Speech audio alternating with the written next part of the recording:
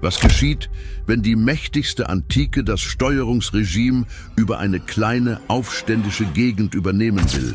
Als Rom im Jahr 6 nach Christus Judäa unter seine Kontrolle brachte, bewirkte dieser einfache Verwaltungsakt eine dauerhafte Veränderung des Verlaufs der westlichen Geschichte. Eine Volkszählung, ein Gouverneur, ein kaiserlicher Beschluss, und die Welt würde nie wieder dieselbe sein. Was geschieht, wenn die mächtigste Antike das Steuerungsregime über eine kleine aufständische Gegend übernehmen will? Im Jahr 6 nach Christus. Als Rom im christlichen Zeitalter seine Hand nach Judäa ausstreckte, bewirkte dieser simple Verwaltungsakt eine nachhaltige Veränderung des Verlaufs der westlichen Geschichte. Eine Volkszählung, ein Gouverneur, ein kaiserlicher Beschluss, und die Welt würde nie wieder dieselbe sein. Welche Bedeutung hatte diese kleine Region für den römischen Koloss? Um diese Frage zu klären, müssen wir zuerst das geopolitische Schachbrett begreifen, auf dem sich der Machtkampf im Mittelmeerraum abspielte. Rom, das Karthago geschlagen und Griechenland erobert hatte, machte das Mittelmeer zu Mare Nostrum, unserem Meer. Im Osten hingegen stellte ein anderes Imperium eine Bedrohung für ihre Grenzen dar. Die Parther, Nachfolger des antiken Persiens, ausgestattet mit einer schrecklichen Reiterei und einem imperialistischen Bestreben. Ein Mosaik aus Königreichen und Territorien lag zwischen diesen beiden Giganten.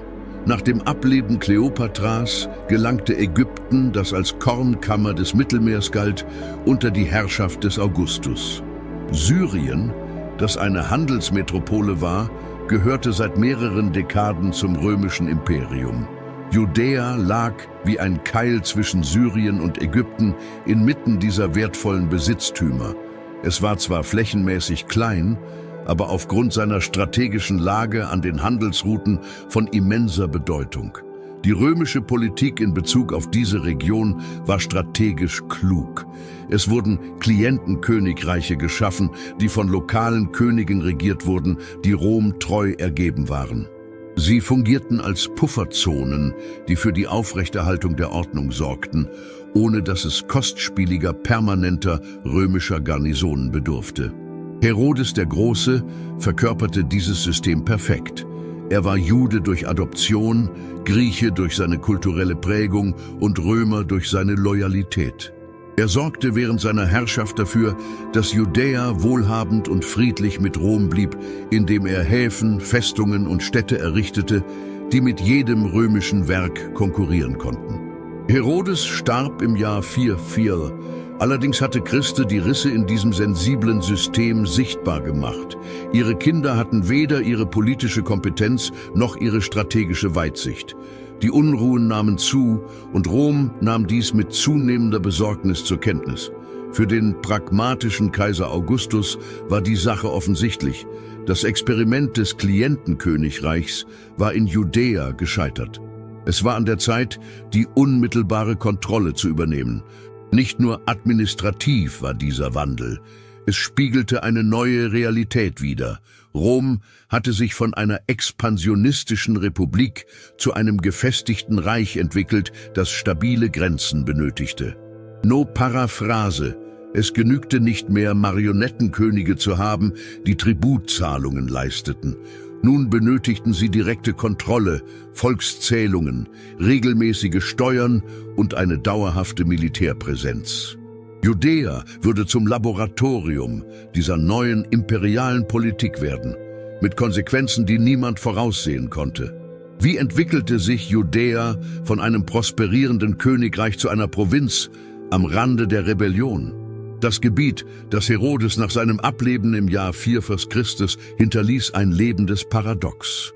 Einerseits ein architektonisches Meisterwerk mit leuchtenden Städten wie Caesarea Maritima, deren künstlicher Hafen der Natur trotzte, oder dem Tempel von Jerusalem, der so weit vergrößert und verschönert wurde, dass er zu einem der antiken Weltwunder avancierte. Auf der anderen Seite ein soziales Pulverfass, in dem religiöse, ethnische und politische Spannungen kaum unter der eisernen Faust des Königs gehalten werden konnten. Herodes hatte mit einer Mischung aus List und Brutalität regiert. Um seine Herrschaft zu legitimieren, heiratete er eine hasmonäische Prinzessin. Später zögerte er jedoch nicht, seine Frau und Kinder hinzurichten, als er an ihrer Loyalität zweifelte.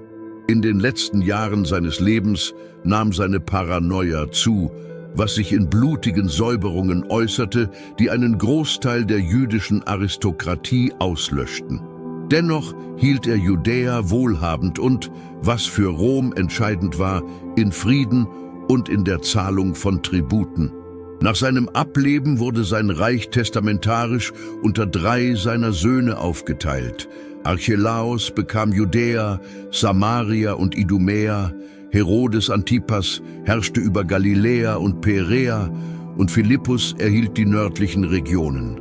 Durch diese Fragmentierung wurde die Macht der herodianischen Dynastie sofort geschwächt. Archelaos, der den bedeutendsten Teil, zu dem auch Jerusalem gehörte, erbte, zeigte sich rasch als politisch unfähig wie sein Vater. Er reagierte auf den Aufstand während des Osterfestes mit einem Massaker, bei dem 3000 Pilger in den Vorhöfen des Tempels getötet wurden.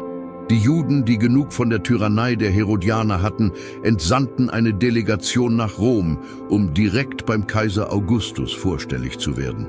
Sie verlangten nach etwas Außergewöhnlichem. Sie zogen die direkte Herrschaft Roms vor, anstatt weiterhin unter dem Joch des Archelaos zu leben.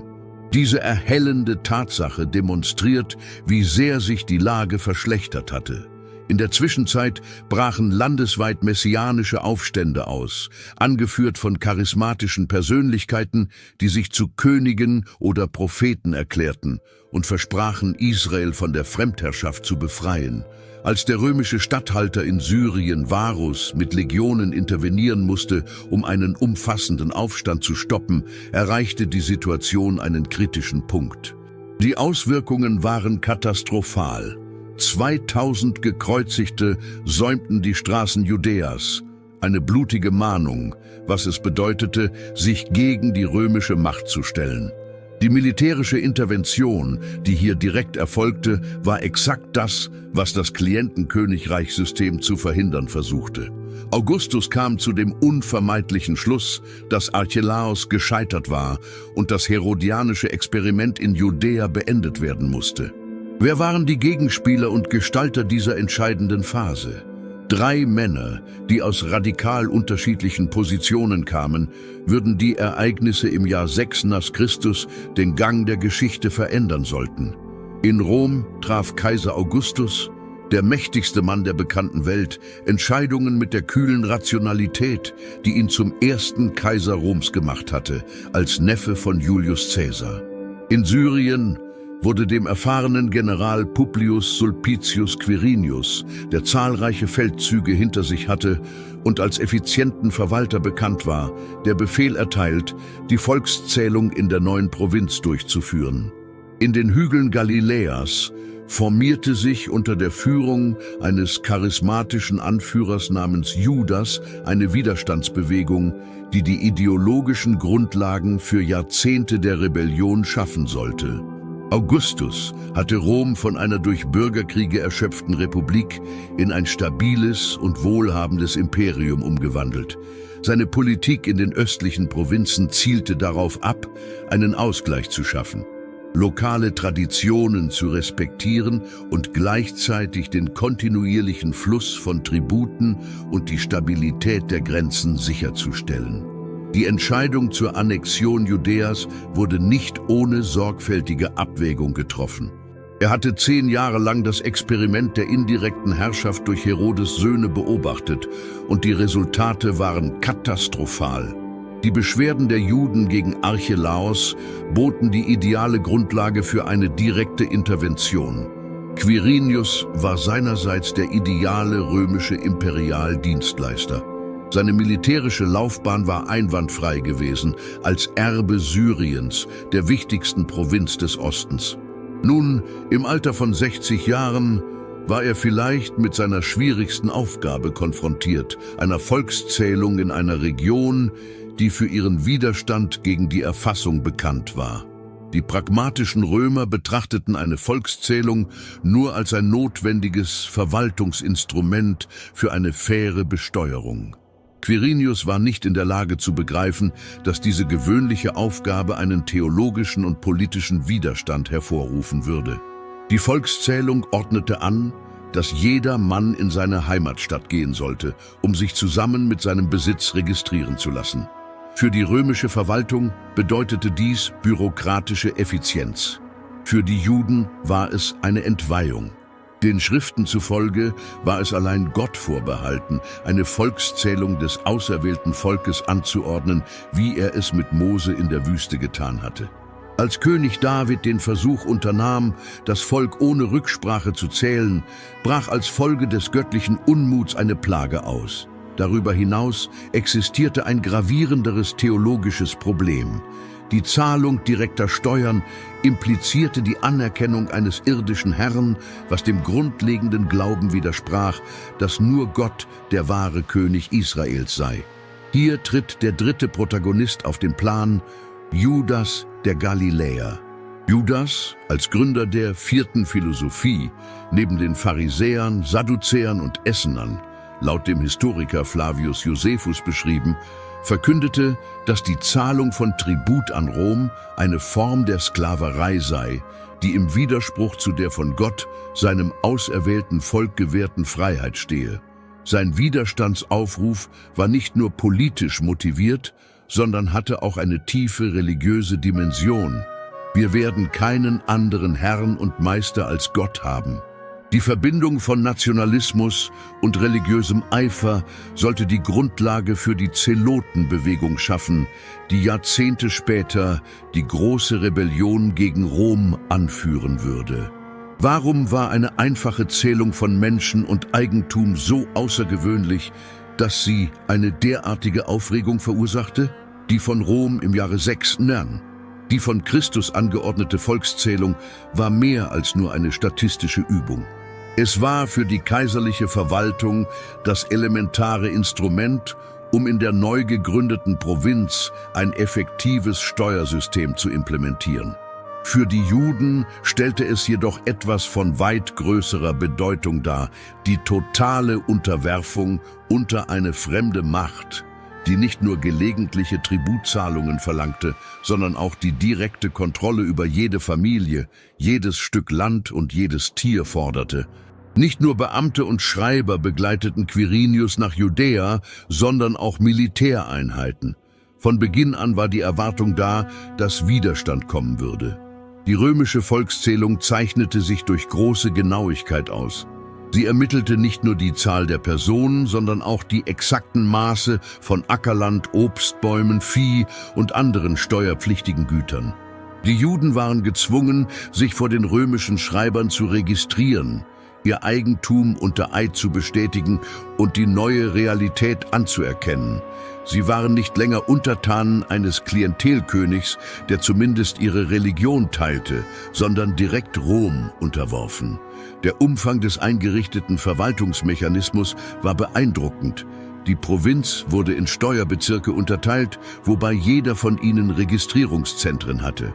Die Familienoberhäupter mussten in ihren Herkunftsort reisen, was eine massive Bevölkerungsbewegung auslöste und den Handel sowie das tägliche Leben erschwerte.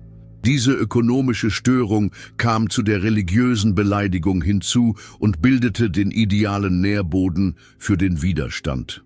Auch die jüdischen Adelsfamilien, die zur Zeit Herodes bestimmte Steuerprivilegien genossen hatten, unterlagen nun derselben Kontrolle wie die einfachen Bauern.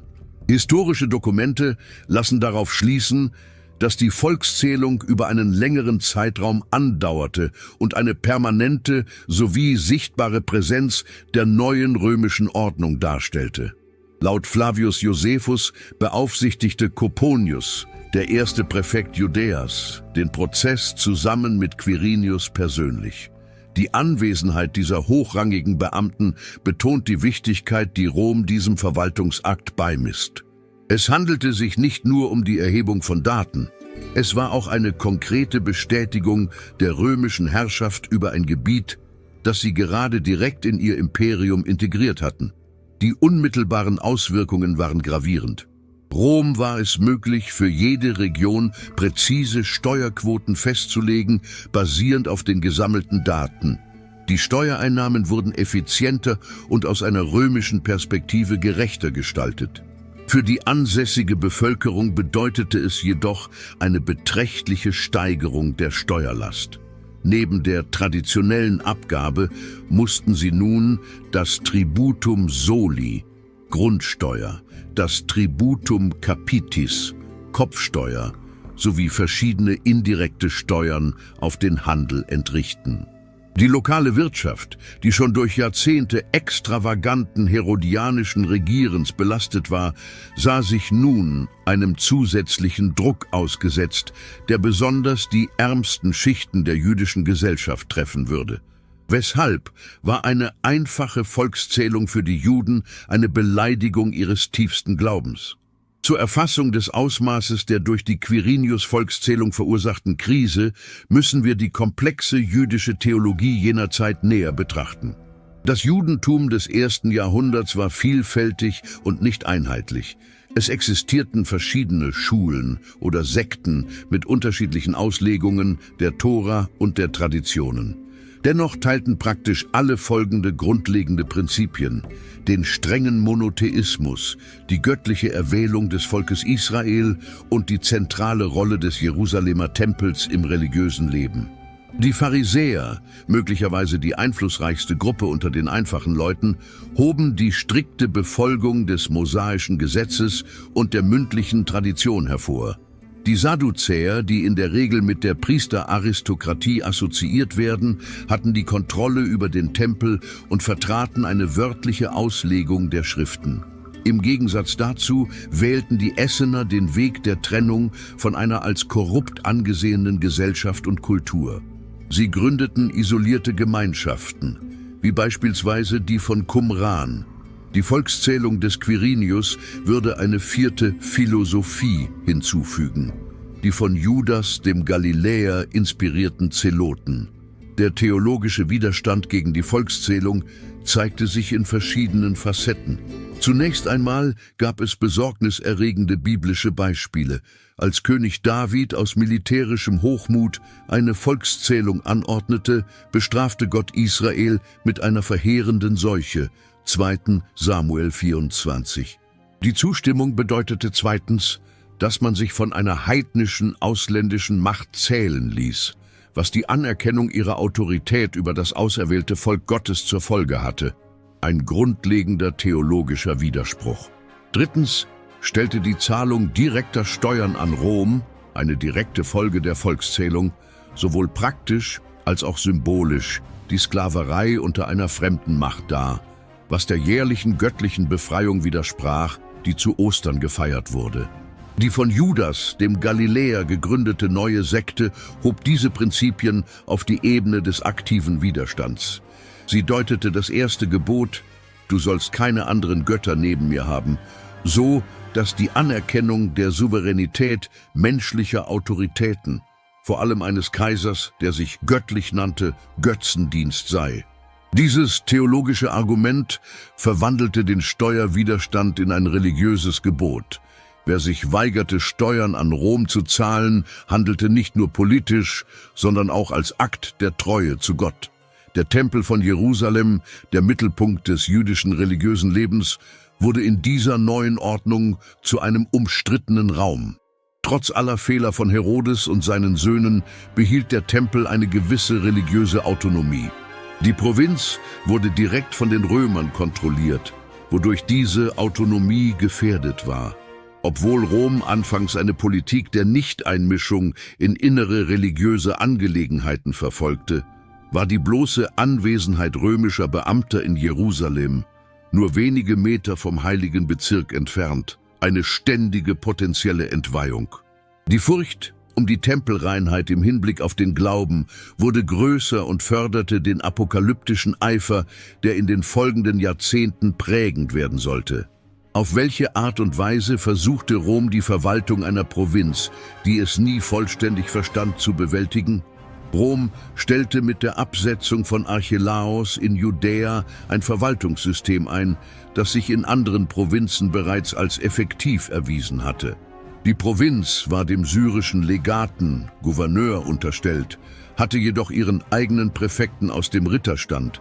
Als erster Inhaber dieses Amtes wählte Coponius nicht Jerusalem, das Zentrum des jüdischen Glaubens, sondern Caesarea Maritima, eine von Herodes errichtete hellenistische Hafenstadt, als seinen Amtssitz aus. Die Wahl der Hauptstadt war absichtlich. Sie stellte die römische Vorliebe dar, von einer kulturell vertrauteren und weniger volatilen Umgebung aus zu regieren als Jerusalem.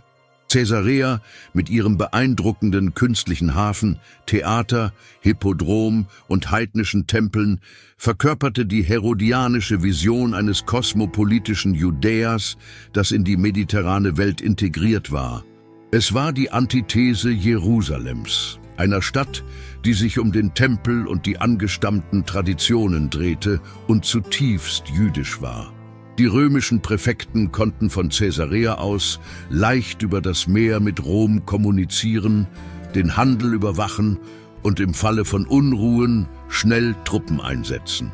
Die Provinz wurde durch das Verwaltungssystem in Toparchen oder Bezirke unterteilt, die meist um bedeutende Städte gruppiert waren. Jeder Bezirk hatte spezifische steuerliche Verpflichtungen, die auf den Daten der Volkszählung basierten. Rom beauftragte Zöllner mit der täglichen Eintreibung, lokale Steuereintreiber, die Abgabenrechte erwarben und Gewinne aus den Einnahmen über ihre zugewiesene Quote erzielen konnten. Obwohl dieses System aus römischer Sicht effizient war, war es zutiefst unpopulär und anfällig für Missbrauch. Die Zöllner wurden von ihren jüdischen Landsleuten als Kollaborateure und Erpresser verachtet und in zeitgenössischen Quellen oft mit Sündern verglichen. Obwohl die römische Militärpräsenz in der neuen Provinz relativ gering war, war sie strategisch positioniert. In Judäa gab es keine dauerhaft stationierten Legionen. Diese waren in Syrien stationiert und bereit, bei Bedarf einzugreifen. Unter dem Befehl des Präfekten sorgten rund 3 nicht-jüdische Hilfskräfte, vorwiegend Samariter und Syrer, für die Aufrechterhaltung der Ordnung. Eine permanente Garnison, die das heilige Gelände bewachte, insbesondere während der Feiertage, wenn Tausende von Pilgern die Stadt füllten, war in der Antonia-Festung untergebracht, die an den Tempel in Jerusalem angrenzte. Ein entscheidender Aspekt der römischen Verwaltung war ihre pragmatische Politik der religiösen Anpassung. Rom gewährte Ausnahmen, die anderen unterworfenen Völkern nicht zuteil wurden, in Anerkennung der besonderen Intensität des jüdischen Glaubens. Juden waren vom Militärdienst und dem Kaiserkult befreit, was eine Teilnahme an heidnischen Ritualen erforderlich gemacht hätte. Es war euch erlaubt, das jährliche Didrachmon an den Tempel in Jerusalem zu überweisen. Eine massive Vermögensübertragung, die anderen Provinzen untersagt gewesen wäre. Sogar das Recht, ihr eigenes religiöses Gesetz anzuwenden, wurde ihnen eingeräumt. Der Sanhedrin blieb als oberstes Gericht in religiösen Angelegenheiten erhalten, jedoch mit Einschränkungen bei der Anwendung der Todesstrafe. Die tiefgreifende Abneigung, die allein die römische Präsenz im Heiligen Land hervorrief, konnte jedoch durch diese Zugeständnisse nicht gemildert werden. Welche Auswirkungen hatte der Wandel von einem Klientelkönigreich zu einer römischen Provinz auf den normalen Juden? Durch die direkte Annexion erfuhr die Wirtschaftsstruktur Judäas eine tiefgreifende Veränderung. Steuern waren unter Herodes und seinen Nachfolgern belastend, bestimmt zur Finanzierung ehrgeiziger Bauprojekte und zur Aufrechterhaltung eines luxuriösen Hofes. Jedoch wurde ein Teil dieser Einnahmen lokal in den Bauvorhaben reinvestiert, die Arbeitsplätze schufen und Prestige verliehen. Die römische Verwaltung brachte einen radikalen Wandel im Fluss des Reichtums mit sich. Die Steuereinnahmen gingen direkt in die kaiserlichen Kassen in Rom, wobei nur ein winziger Teil für die lokale Infrastruktur verwendet wurde. Das Steuersystem des Römischen Reiches war vielschichtig und weitreichend. Das Tributum Soli stellte eine Belastung für das produktive Land dar, wobei die Sätze je nach Art der Anbaufläche variierten. Weinberge und Olivenhaine mussten höhere Abgaben als Getreidefelder leisten. Die Kopfsteuer Tributum Capitis betraf alle erwachsenen Männer, unabhängig von ihrem Vermögen. Zusätzlich zu diesen direkten Steuern wurden zahlreiche indirekte Abgaben erhoben. Portoria, Zölle an Häfen und Provinzgrenzen, Centesima, Rerum, Venalium, Verkaufssteuer, Scriptura, Steuer auf öffentliche Weiden sowie verschiedene Mautgebühren an Brücken und Straßen. Die Steuerlast war für eine Wirtschaft wie die Judäas, die vor allem agrarisch und subsistenzwirtschaftlich geprägt war, erdrückend. Die sozialen Konsequenzen waren sofort spürbar. Kleinbauern, die ihren Steuerverpflichtungen nicht nachkommen konnten, sahen sich gezwungen, Schulden zu machen, ihr traditionelles Land zu verpfänden und letztendlich als Tagelöhner oder Pächter bei Großgrundbesitzern zu arbeiten. Durch diesen Vorgang, bei dem Land in den Händen von Eliten gebündelt wurde, die zusammenarbeiteten, wurden bestehende soziale Spannungen verschärft. Es ist kein Zufall, dass in den Jahrzehnten später verfassten Evangelien die Armen den Reichen nicht nur in wirtschaftlicher, sondern auch in moralischer Hinsicht ständig gegenübergestellt werden. Diese polarisierten sozialen Realität, die durch die römische Verwaltung verschärft wurde, spiegelt das Gleichnis vom reichen Mann und dem armen Lazarus wider. Der Handel durchlief uneinheitliche Veränderungen. Einerseits machte die unmittelbare Eingliederung in das römische Provinzsystem den Austausch mit anderen Gebieten des Reiches einfacher. Auf der anderen Seite führten die neuen Steuern und Mautgebühren zu höheren Kosten für die Transaktionen. Die Preise für Grundnahrungsmittel wie Öl, Wein und Getreide stiegen an, was insbesondere die nicht produzierende Stadtbevölkerung belastete. Jerusalem, eine Stadt, die vom dauerhaften Pilgerstrom und ihren Gaben abhängig ist, leidet besonders unter diesem neuen wirtschaftlichen Druck. Die Geldpolitik stellte einen besonders umstrittenen Aspekt dar. Rom führte Münzen ein, deren Abbildungen von zahlreichen Juden als Götzendienst betrachtet wurden. Der römische Denar, geschmückt mit dem Antlitz des Kaisers und Inschriften, die seine Göttlichkeit verkündeten, symbolisierte alltägliche religiöse Dilemmata. War es einem gläubigen Juden gestattet, diese Münzen zu benutzen? Die bekannte evangelische Antwort, gebt dem Kaiser, was des Kaisers ist, und Gott, was Gottes ist, spiegelt genau die wirtschaftlich-religiöse Spannung wider, die nach der Annexion entstand. Für interne Transaktionen nutzte der Tempel seine eigene, reine Währung, doch für den Außenhandel musste römisches Bargeld verwendet werden. Dies führte zu einer monetären Dualität, die die zunehmende Spaltung zwischen religiöser und weltlicher Sphäre symbolisierte. Wie gelang es Judas dem Galiläer, einen Aufstand gegen die Steuerbehörden in eine religiöse Bewegung zu transformieren, die viele Generationen überdauerte?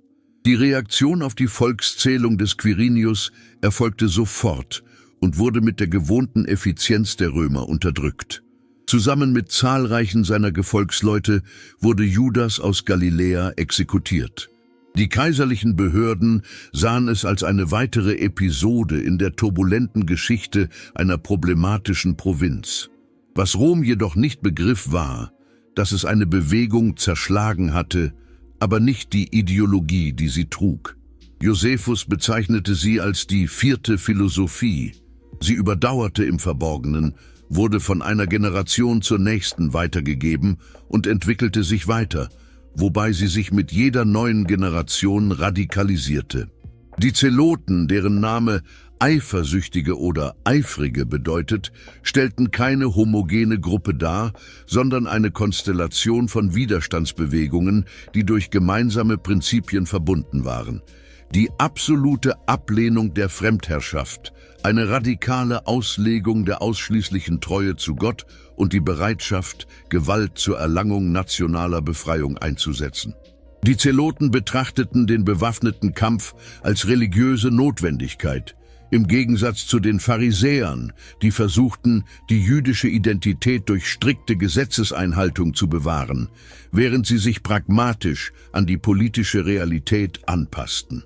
Die römische Besatzung stellte nicht nur eine bedauerliche politische Realität dar, sondern war auch eine Abscheulichkeit, die das Heilige Land entweihte. Über die Jahrzehnte nach der Volkszählung entwickelte sich dieser Widerstand in unterschiedlichen Gestalten. Bewaffnete Banden überfielen in ländlichen Gebieten, besonders in Galiläa und den Wüsten Judäas. Handelskarawanen legten isolierten römischen Patrouillen Hinterhalte und bestraften Kollaborateure.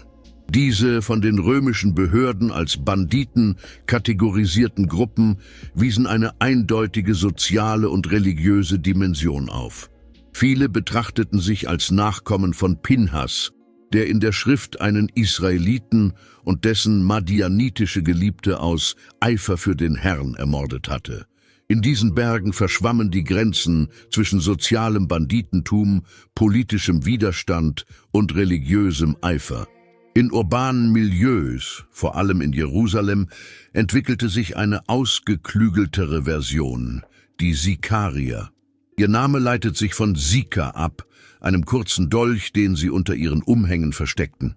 Die Sikarii, Meister des politischen Mordes in belebten öffentlichen Räumen, eliminierten systematisch kollaborierende Juden und verbreiteten Terror unter den Eliten, die mit Rom kooperierten. Er mischte sich während religiöser Feste unter die Leute, näherte sich seinem Ziel, stach es schnell nieder und entkam in der Verwirrung.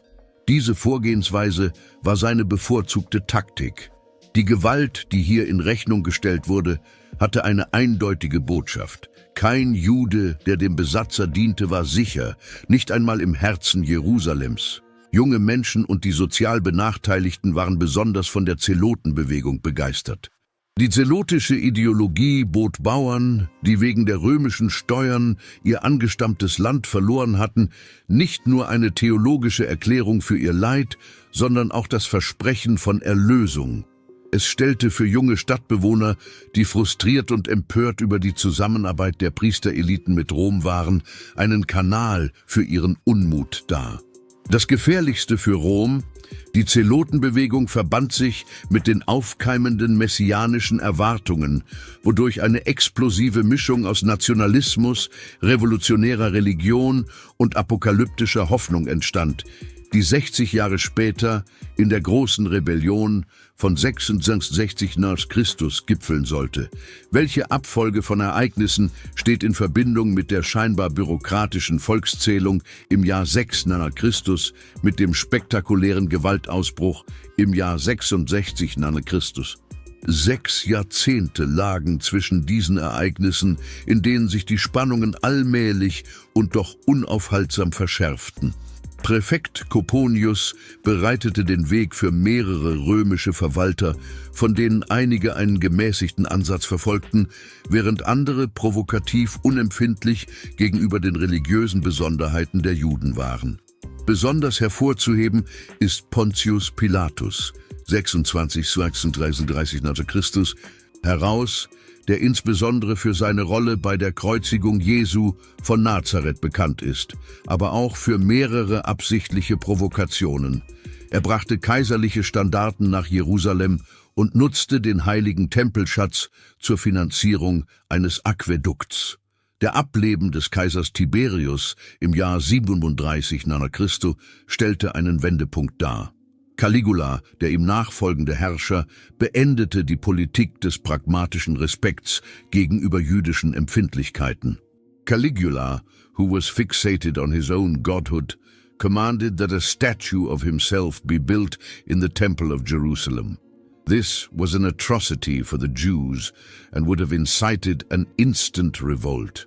Es waren lediglich die Fürsprache von König Agrippa Twerson, der persönliche Freund des Kaisers war, sowie der günstige Tod Caligulas im Jahr 41 nach Christus sorgten dafür, dass diese Katastrophe nicht eintrat.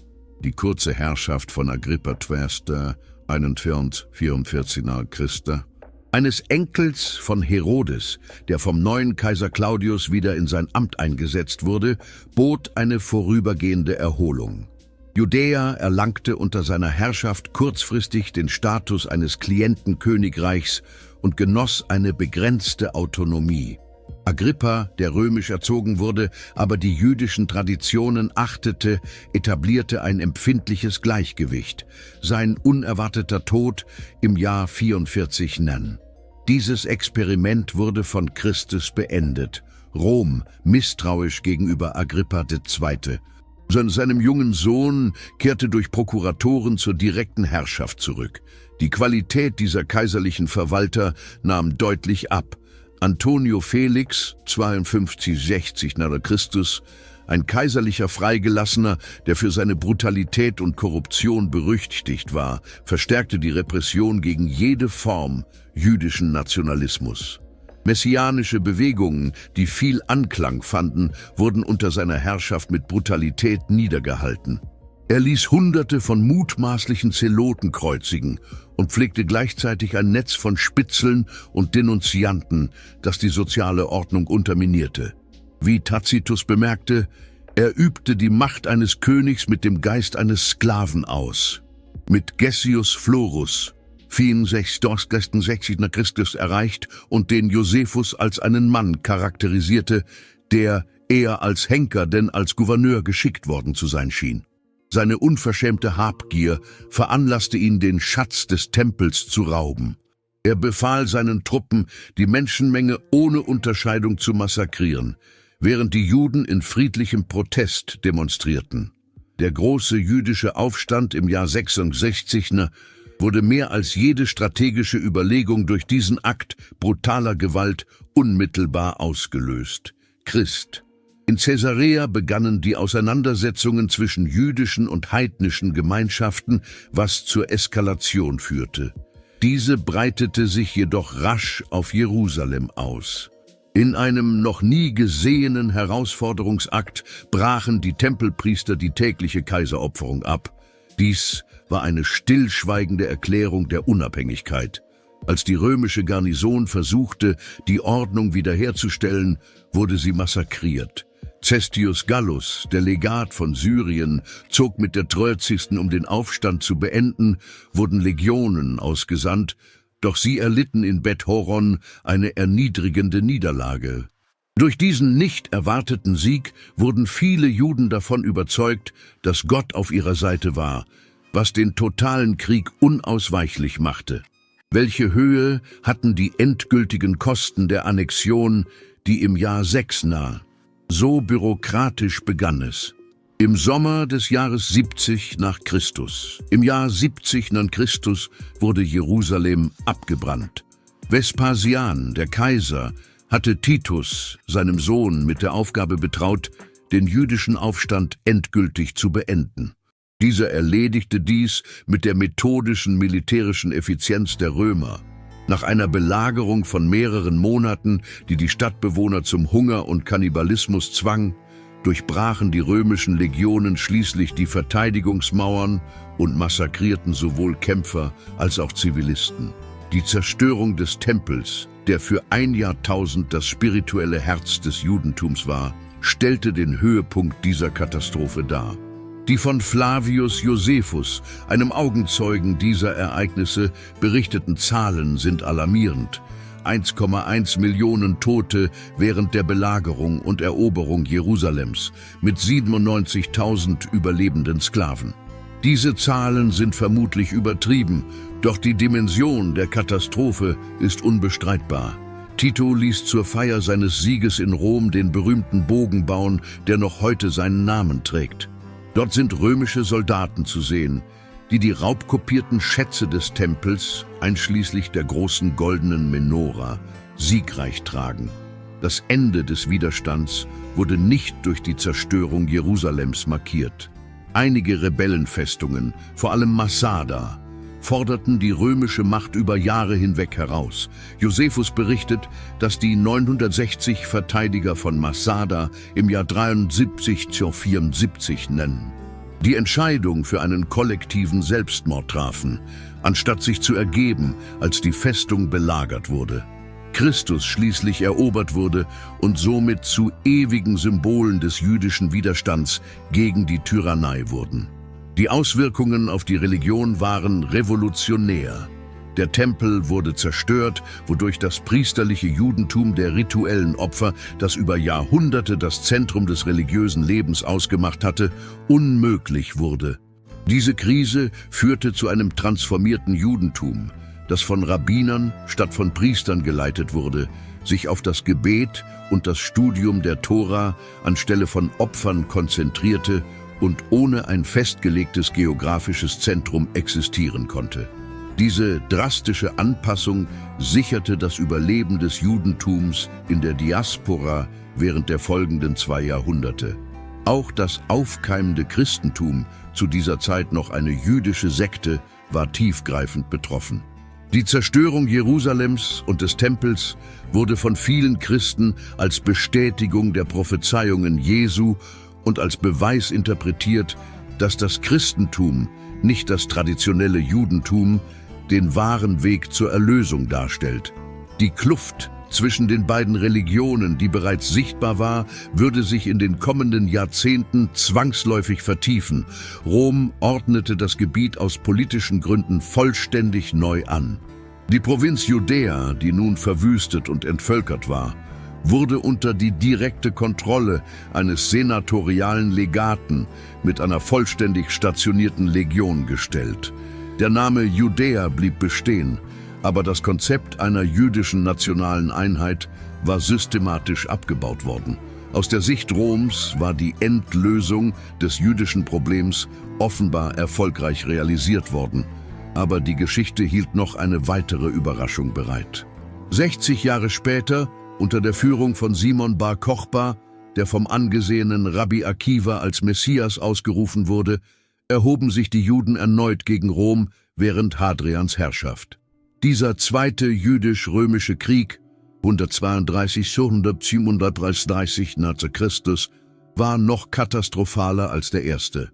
Hadrian ergriff drastische Maßnahmen, nachdem der Aufstand mit massiven Verlusten für beide Seiten niedergeschlagen worden war. Er verbot den Juden den Zutritt zu Jerusalem, benannte die Stadt in Aelia Capitolina um.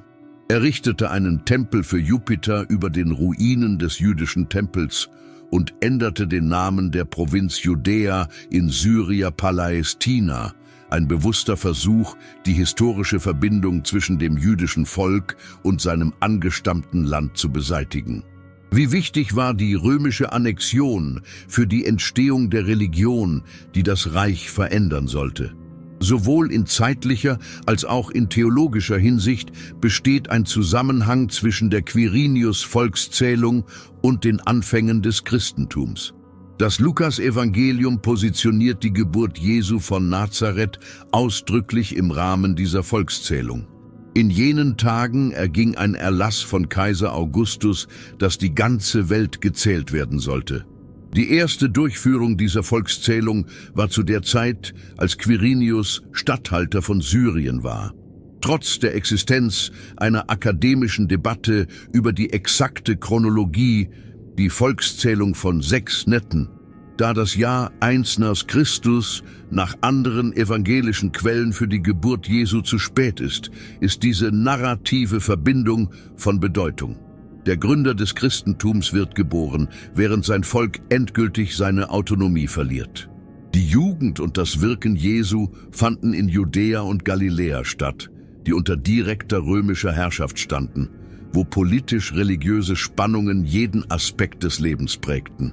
Diese Realität wird in den Evangelien ständig wiedergespiegelt.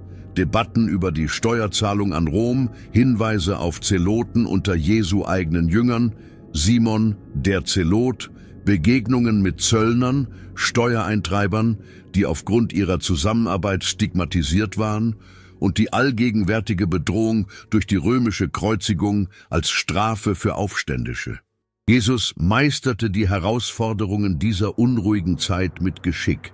Er wies sowohl eine Kooperation mit Rom als auch gewaltsame Opposition zurück und bot stattdessen ein spirituelles Reich an, das über die politischen Kategorien seiner Zeit hinausging.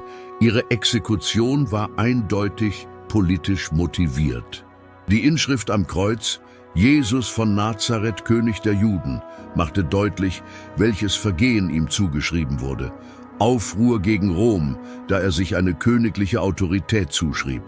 Die Tatsache, dass der römische Präfekt Pontius Pilatus die Hinrichtung anordnete, wahrscheinlich unter dem Druck von kollaborierenden Priestereliten, veranschaulicht perfekt die komplexen Machtdynamiken in der annektierten Provinz. Jesus wurde gekreuzigt, weil er als Feind des römischen Staates galt und nicht nur aufgrund interner religiöser Kontroversen. Das frühe Christentum entwickelte sich in diesem postannexionistischen Umfeld und seine typischen Eigenschaften spiegeln diese Realität wider. Das Christentum entwickelte im Gegensatz zum traditionellen Judentum, das sich auf den Tempel und das Land Israel konzentrierte, eine Theologie, die unter fremder Herrschaft und in jedem Gebiet gedeihen konnte. Der Jesus zugeschriebene Satz „Mein Reich ist nicht von dieser Welt“ ermöglichte es seinen Anhängern, ihre spirituelle Treue zu bewahren, ohne dass sie die kaiserliche Macht herausfordern mussten. Die bekannte Anweisung „Gebt dem Kaiser, was des Kaisers ist, und Gott, was Gottes ist“, stellte ein Modell des Zusammenlebens dar, das zwar Spannungen aufwies, aber die direkte Konfrontation vermied, die die Zeloten in die Zerstörung geführt hatte. Es ist seltsam. Das römische Provinzsystem, das nach der Annexion etabliert wurde, erleichterte letztendlich die Ausbreitung des Christentums. Die von Rom auferlegten Handelsnetze, die Kommunikationsinfrastruktur und die relative Stabilität ermöglichten es christlichen Missionaren wie Paulus von Tarsus, umfangreiche Reisen zu unternehmen und Gemeinschaften von Antiochia bis Rom zu gründen. Das gleiche Reich, das Jesus gekreuzigt hatte, stellte unwissentlich die Plattform für die Verbreitung seiner Botschaft bereit. 3 Jahrhunderte später geschah das Unvorstellbare. Ein römischer Kaiser, Konstantin, nahm das Christentum an und erhob den Glauben zur Staatsreligion des Reiches, obwohl er zuvor in einer problematischen Provinz verankert war. Wie verlief die Annexion im Jahr 6 n.? Wie hat sich die politische und kulturelle Geografie des Nahen Ostens bis heute verändert? Die Annexion einer kleinen mediterranen Region stellte einen Verwaltungsakt dar, der eine Reihe von Ereignissen auslöste, die 2000 Jahre später weiterhin einen der unlösbarsten Konflikte der modernen Welt prägten. Die Entscheidung von Kaiser Augustus, die auf praktischen Überlegungen zur imperialen Kontrolle beruhte, veränderte nicht nur das unmittelbare Schicksal Judäas, sondern etablierte auch Herrschafts-, Widerstands- und Identitätskonfliktmuster, die bis heute nachwirken. Im Jahr 70 nach Christus wurde Jerusalem zerstört. Die Provinz Judäa blieb im Christus unter strenger römischer Militärkontrolle. Der Zweite jüdisch-römische Krieg, 135 n. Die radikalste Reaktion wurde durch die Herrschaft des Kaisers Hadrian ausgelöst. Er zerschlug den Bar-Kochba-Aufstand nicht nur militärisch, sondern implementierte auch ein systematisches Programm zur Auslöschung der Kultur. Jerusalem wurde als römische Kolonie Aelia Capitolina neu errichtet, mit einem Tempel für Jupiter über den Ruinen des jüdischen Tempels. Hadrian nahm eine noch bedeutendere Umbenennung vor. Er nannte die gesamte Provinz in Syria Palästina um, abgeleitet von Philister, den alten biblischen Feinden der Israeliten. Mit dieser gezielten toponymischen Manipulation sollte das Land von seinem jüdischen Erbe entkoppelt werden. Die Region erfuhr in den darauffolgenden Jahrhunderten tiefgreifende religiöse Umwälzungen. Im 4. Jahrhundert nach Konstantins Bekehrung entwickelte sich das Christentum, das ursprünglich als marginale jüdische Sekte entstand, zu einer bedeutenden Religion. Im Laufe des Jahrhunderts zur vorherrschenden Glaubensrichtung. Jerusalem, das früher für Juden eine verbotene Stadt war, entwickelte sich zum Zentrum christlicher Pilgerfahrten, geschmückt mit Basiliken und Klöstern. Obwohl jüdische Gemeinden in Galiläa und den ländlichen Gebieten fortbestanden, wurde die lokale Bevölkerung allmählich christianisiert. Im 7. Jahrhundert würde diese Christianisierung Jahrhundert durch eine islamische Eroberung unterbrochen, die den Islam als neue dominierende Macht in der Region etablierte. Die Erinnerung an die ursprüngliche römische Provinz, ihre Geographie, Grenzen und symbolische Bedeutung blieb während dieser Veränderungen in religiösen Texten und kulturellen Traditionen als Bezugspunkt erhalten. Obwohl die Juden in der Diaspora physisch zerstreut waren, behielt Eretz Israel, das Land Israel, für sie eine theologische Zentralität. Die am Ende des Pessach-Seders und des Jom Kippur gesprochene Gebetsformel »Nächstes Jahr in Jerusalem« bewahrte die Erinnerung an ein verlorenes Zuhause über 2 Jahrhunderte hinweg. Das Heilige Land wurde für Christen zu einer anschaulichen Kulisse ihrer Gründungsgeschichte. Jerusalem wurde für Muslime späterer Zeit zur 3. heiligen Stadt, verbunden mit der nächtlichen Reise des Propheten Muhammad. Der Name Palästina, der von Rom ursprünglich als Strafe auferlegt wurde, würde neue Bedeutungsebenen entwickeln. Während der osmanischen Zeit war es vage ein Begriff für eine Verwaltungsregion, aber keine klar definierte politische Einheit. Nach dem Ersten Weltkrieg wurde der Begriff für die Verwaltung des Territoriums durch das britische Mandat offiziell wiederbelebt. Zu dieser Zeit beanspruchten jedoch 2 moderne nationalistische Bewegungen dasselbe Land, der jüdische Zionismus, der die verlorene jüdische Souveränität nach der römischen Annexion wiederherstellen wollte, und der arabisch-palästinensische Nationalismus, der die Rechte der Bevölkerungsmehrheit verteidigte, die seit Jahrhunderten in der Region lebte. Der gegenwärtige Konflikt mit seinen modernen Verwicklungen spiegelt sich tief in der Dynamik wider, die bei der römischen Annexion Judäas zum ersten Mal ins Leben gerufen wurde. Die grundlegenden Fragen bleiben bestehen. Wer hat das rechtmäßige Recht, dieses Land zu regieren? Wie können historische, religiöse und demografische Ansprüche in Einklang gebracht werden? Ist es möglich, dass geteilte oder ausschließliche Souveränität existiert? Wie groß ist der Einfluss externer Akteure auf die Schicksalsbestimmung der Region? Die augenscheinlich bürokratische Entscheidung, die Augustus im Jahr 6 n. Chr. traf, Entscheidungen, deren Auswirkungen bis heute zu spüren sind. Was als administrativer Anpassungsprozess an den östlichen Grenzen des Reiches begann, entwickelte sich zu einem der Epizentren des globalen geopolitischen Konflikts. Die Volkszählung des Quirinius, die anscheinend nur Menschen und Besitz erfasste, brachte die Dokumentation weit mehr hervor: die Entstehung neuer Religionen, die Zerstreuung eines Volkes und die dauerhafte Neukonfiguration von Identitäten, die bis heute fortdauert.